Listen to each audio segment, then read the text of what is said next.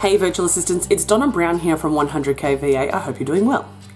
Today I'm doing a video about what you as a customer could do that would make me instantly not hire you or fire you if you were already hired.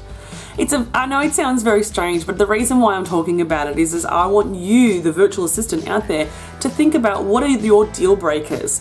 What are things that clients can do that are not okay in your world and that you will not accept?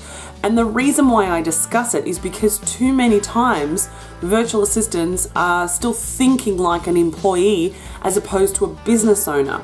And because they have that employee mindset, they accept a lot of behavior that they would not normally accept if it was outside of that relationship of boss and employee.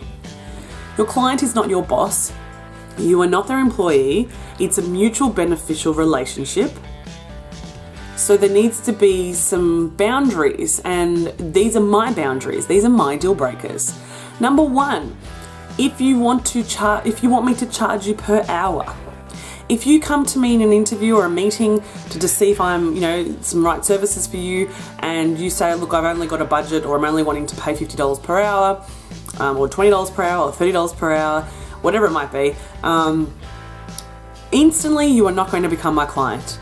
The reason why is money is your most important, your budget is your most important value rather than results. I'd rather work with someone who wants results, not how much it's going to cost them. Because the results will far outweigh any financial investment that they put into it. But if you're coming in going, I need all of this stuff done and I'm only prepared to pay $30 an hour, you're not the client for me.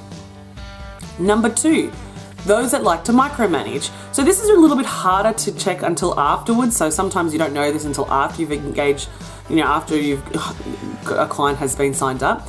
But if a client is ringing you all the time, every day, nights, weekends, you are not going to be my client, because I don't like to be micromanaged.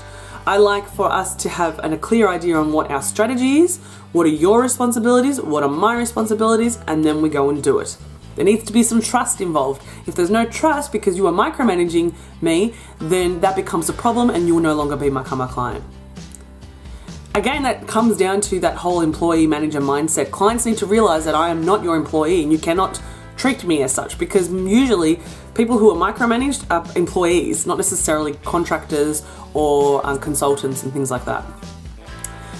The other big clincher for me is also people who want to see timesheets or track logging time. I mean, that's similar to the first point, where if you're paying someone per hour, of course you kind of want to see their time. So, even if they get around going, oh no, I'm not charging the hourly rate, here's my package, and then they come back to me and say, but I want to know how long these tasks take. I don't know. That's not important. The importance is the result.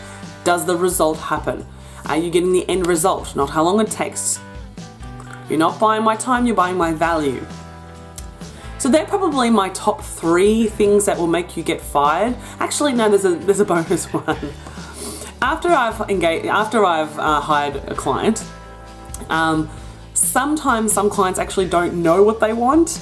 And even if we make it clear at the beginning and this is their package, and then afterwards they're like, oh, I didn't understand, and they're just all over the shop and they're not delivering their half, and I'm constantly following them up.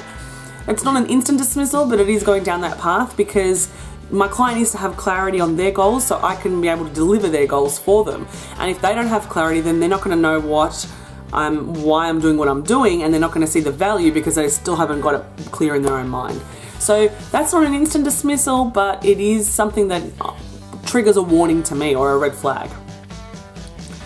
So if you are an experienced virtual assistant, if you are a brand new virtual assistant, I'd love to hear, what are your deal breakers?